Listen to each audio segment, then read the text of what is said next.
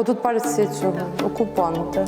І ось ми заходимо в квартиру, яка у нас взагалі, open space. Каналізація, ось мій туалет. Подивіться. Звичайний тазик. Будьте обережні, от вона відійшла там. Треба близько 6 мільйонів. Це 3 тисячі доларів з квартири. Після того, як ми 1 200 000 зібрали, то нам дуже складно складатися далі. Вони то можуть очікувати це. А у нас часу на це немає. Якщо ми до зими не зробимо, то все. І люди в це свято вірять і не хочуть нічого робити самі. І сподіваються на те, що хтось їм зробить, бо їм по телевізору так сказали. Танки в Ірпіні. Шли. Они в нашем... Ой, ёбан!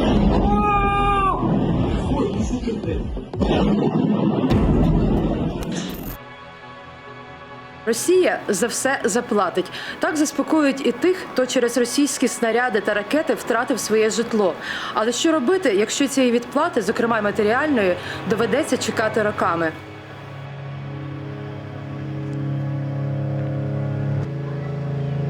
Наша відеоісторія про людей, які самостійно намагаються відновити свої квартири та будинки. Адже перед настанням холодів те, що ще можна врятувати, вже навесні рятувати стане пізно. Ви перекрили вже частину даху, щоб не текло в квартири вниз. Так, щоб не текло вниз, і стяжка це від механічних. Ой, це ж не дах, це квартира. Це квартира, але даху нема. в нас зараз це дах. Так, оце передостанній поверх. 5-й поверх. Торцева стіна. Ось можете побачити, як вона відходить. Ні, тут просто лежить.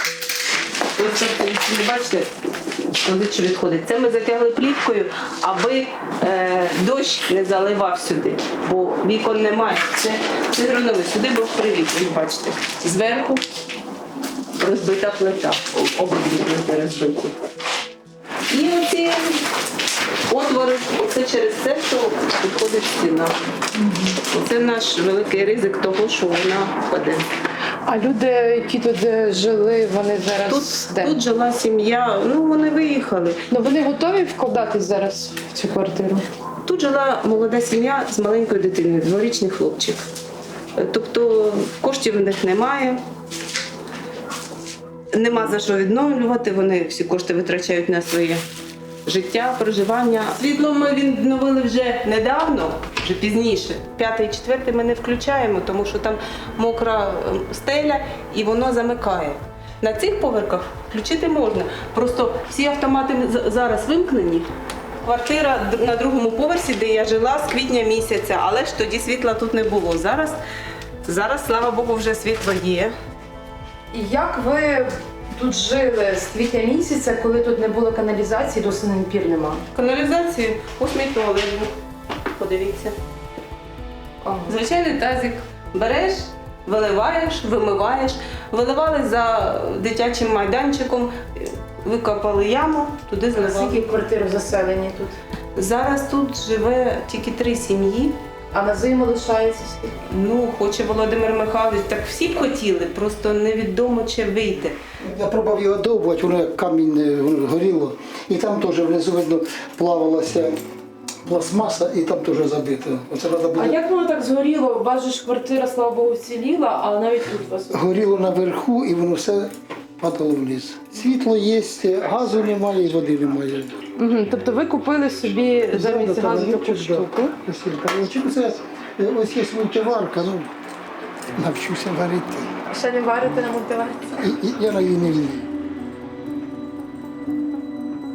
Плануєте тут провести зиму? Планую, як воно вийде, не знаю. Ну от як ви готуєтесь до зими без газу і У мене води? є цей каміни є. Оце ви купили зараз? Да, Але ви розумієте, скільки за світло вам піде? не знаю. А ви плануєте? Да. Вибачте за такі інтимні подробиці, банально сходити в туалет. Що треба робити зараз в такому? До сусідів хожу. А в сусіднім будинку? Частний, Не дерев'яний туалет. Да. Ні, він виложений з кирпича. Ага, тобто ви до них ходите? без Звісно, да. Пускай по сусідству. А купатися, їжу стирати, мене внук у Києві Ага. живе. От ви особисто скільки готові дати з свого бюджету для відновлення будинку? У вас же ж критична ситуація. Давав я, значить, у травні, по-моєму, 1500, потім 1000 в червні і 1000 в липні. Давав, звісно. А якщо порахують, що на ваш будинок 15 мільйонів, теж треба. Якщо порахують з кожної квартири, що треба там умовно по 100 тисяч. Готові такі суми давати? Ну, таких сум у кожного немає. Це сума велика. От що відбувається з натяжними стелями через постійні опади, тому мешканці будинку повинні постійно приходити сюди і регулярно спускати воду. Моя квартира, порівняно з іншими квартирами, досить чиста, бо я 2 неділі мила, не розгинаючись, і вірила в те, що я зможу тут жити. Ви Однак зрозуміли, що ніяк. пішов перший дощ і все зрозуміла. Порозрізала потолки, щоб витікало.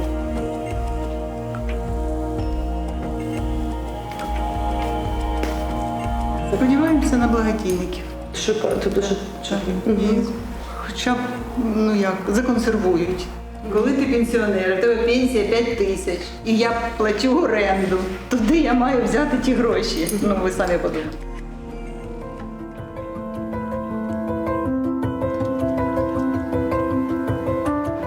В цій квартирі мешкала теж молода сім'я з дівчинкою. З того, що ми збирали кошти, від 2 до 5 тисяч люди давали гроші, хто скільки міг.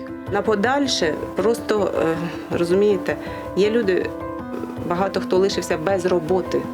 Тобто в них не виходить ці гроші зібрати чи ще якось. Ті люди, які просто шукають кошти і не можуть зібрати, це одна ситуація. А є такі люди, які просто і не хочуть їх шукати. Тому що вони кажуть, ні, нам мають відшкодувати держава і все. Ви особисто не вважаєте, що держава вам має відшкодувати? А ви в це вірите? Я вам свою позицію озвучу. От мені зараз 45 років. Репарації Німеччина виплачувала скільки? 60. Якщо 60 нам Росія буде виплачувати, мені через 60 років ця квартира потрібна буде, вона мені зараз потрібна жити. Фонди зараз не готові фінансувати, тому що вони вичікують. Вони зайняли таку позицію, а раптом там знов щось трапиться, а раптом знов прилетить. Тобто у нас, вони то можуть очікувати це. А у нас часу на це немає. Якщо ми до зими не зробимо, то все.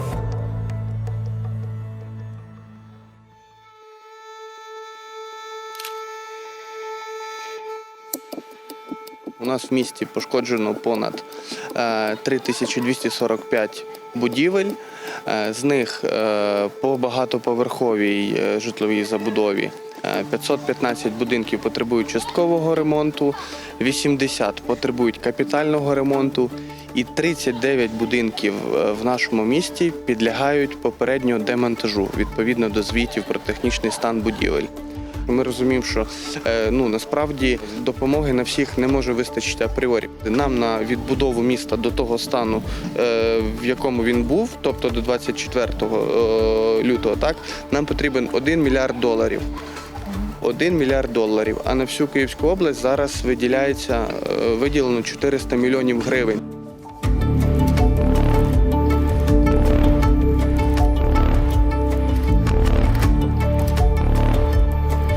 Ця дорога йде на Ворзель, тобто вся ця навала перла звідти. Да? Гостомель, орієнтовно там, де кран. Я так собі розумію. Оце Буча. Якщо ви там знімали репортажі, то ви знаєте, там стеколка його називають. Да? Це от саме. Оскільки наш будинок був крайній, якщо не боїтесь, можете виглянути і побачити де всю прелість. Ми відновили димові канали, вентиляційні канали. Це нам теж коштувало за 350 тисяч гривень. Ми відновили кришу, тобто 500 тисяч ми потратили будинки, які постраждали найменше і які можна відновити якнайшвидше. Тобто лише вікна, двері, вони підпадали під цю програму 400 мільйонів. Наш будинок підпадає під категорію 3, руйнувань під категорію 3, тобто це з прямими попаданнями, і ми під ту програму, на жаль, не попали. Навіть дах. Да. Тому ми вирішили скластися і зробити, тому що це було терміново. У нас було біля 20 прямих влучань. Ну, ви побачите, ми обійдемо будинок, ви побачите. Десь 10 квартир вибиті. От ми зараз зайдемо, ви побачите, в якому вони стані. Це близько 10 квартир. 2 квартири згоріло. Це все результати вибухових хвилин. Але це ви вже бачите, це ми поміняли повністю за власником. Це газові системи. Це газові системи, це ввод повітря і вихід. Оце все розбито вибуховою хвилею. І ось ми заходимо в квартиру, яка у нас Ага, без стін. взагалі, да, open space. При цьому ось сусідня квартира, open space. Ось, будь ласка, дивіться. Ми, звісно, тут вже так само замінили димові труби. А тут розбитий моноліт, ви так само бачите, пошкоджена монолітна плита, її тут так само будуть укріплювати. Трошки зовні пошкоджений моноліт, ну і взагалі немає стін, просто немає стін. Оці піноблоки, які ви бачите, з цього боку і з цього, це мешканці з будинку, не власник цієї квартири, це мешканці з будинку, знизу, зверху, зібралися коштами, купили цей піноблок для того, щоб самотужки можна було допомогти будинку, щоб його врятувати. Сусіди ремонтують. Так, тому що жінка, яка тут живе з дитиною, вона виїхала за кордон, немає коштів взагалі на відновлення через те, що квартира була в кредиті. Мешканці не можуть, у них немає газу по стояку, а газу немає через те, що немає стін. А немає стін далі, тому вони закупили газоблоки. Якщо ми не зробимо стіни, не зробимо фасад, то ми не зможемо запустити газ в цих будинках і наслідки можуть бути непередбачуваними. Ці двері пошкоджені ударною хвилею, але в половині будинку, це 200 квартир, вони пошкоджені росіянами, коли вони грабували ці квартири.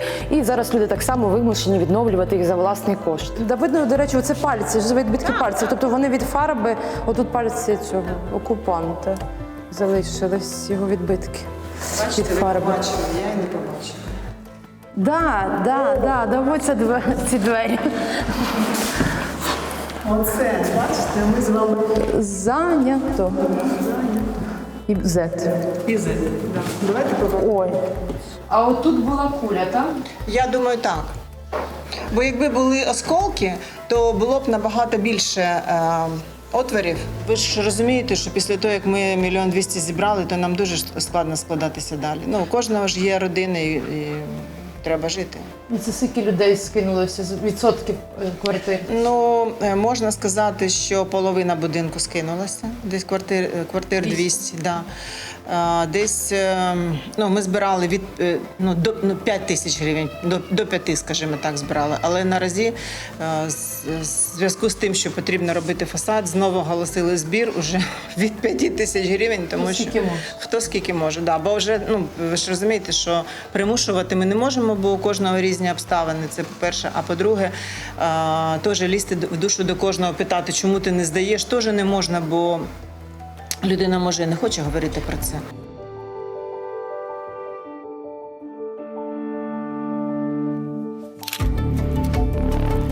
Це було перше попадання. Ось отвір в будинку ми бачимо. Отут біля де труба, тут був газовий щит.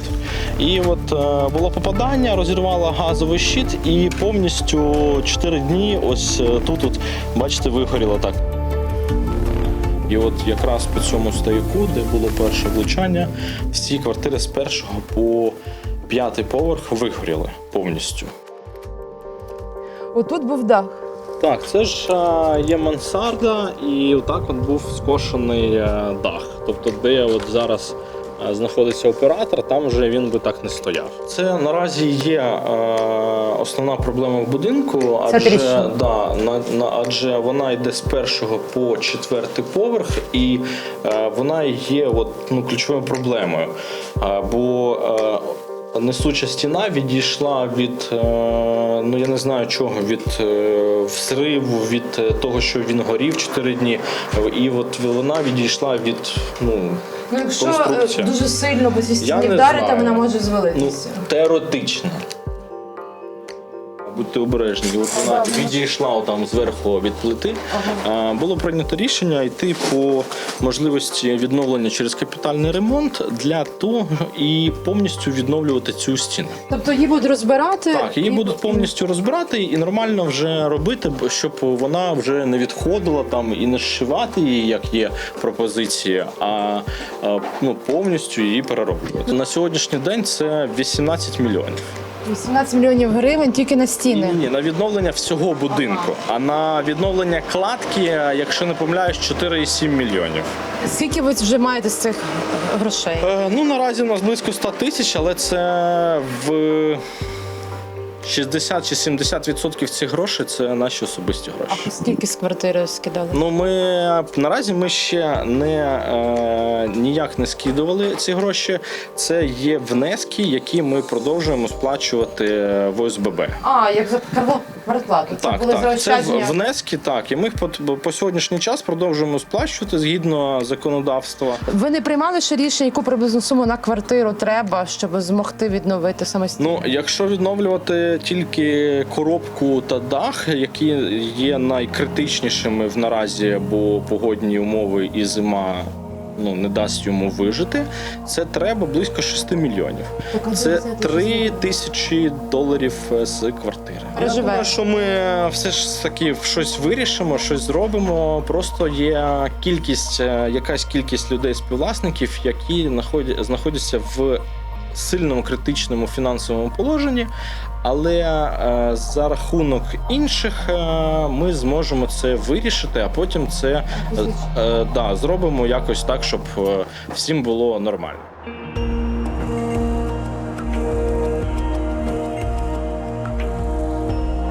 Ті мешканці, які роблять це за власний кошт, безумовно, вони потрібні від будівельних компаній збирати акти виконаних робіт, зберігати чеки. І відповідно, коли буде прийнятий на рівні держави, на рівні Верховної Ради закон України про компенсацію, безумовно, всі будуть отримувати відповідно компенсацію від держави. Чи немає у вас страху, що може закон бути, а не буде коштів, щоб його реалізувати і компенсувати? Насправді це все зрозуміло. Ми всі розуміємо, куди витрачаються всі кошти державного бюджету, і це є правильним на підтримку наших збройних сил. Так само і міжнародні партнери підтримують наші збройні сили. Тому що без цього немає сенсу відбудовувати. Без перемоги не може бути речі про відбудову. Ми дуже всі сподіваємося в першу чергу на перемогу. На жаль, в нашій державі давно вже фінансові труднощі. Але на сьогоднішній час майже, я так розумію, що весь бюджет йде на військових. І це необхідно, це потрібно і це необхідно. Вони зараз дають нам можливість тут з вами стояти і балакати. Тому так. А з іншої сторони є проблема в тому, що наше керівництво держави каже про те, що ми все відновимо і все відбудуємо. І люди в це свято вірять і не хочуть нічого робити самі. І сподіваються на те, що хтось їм зробить, бо їм по телевізору так сказали. А нам наразі, ми маючи цю проблему, повинні зберегти хоча б коробку будинку. В Україні є і позитивні приклади, коли люди таки дочекалися бюджетних коштів на капітальний ремонт своїх будинків. Так в Києві відновлюють 11 багатоповерхівок, які найбільше постраждали від ракет та снарядів. Проте загалом в столиці руйнувань в рази менше, ніж в Ірпені, а резерви київського бюджету в рази більші. Тож долучитися до порятунку багатоповерхівок в Ірпені до настання холодів можна за реквізитами в описі до відео.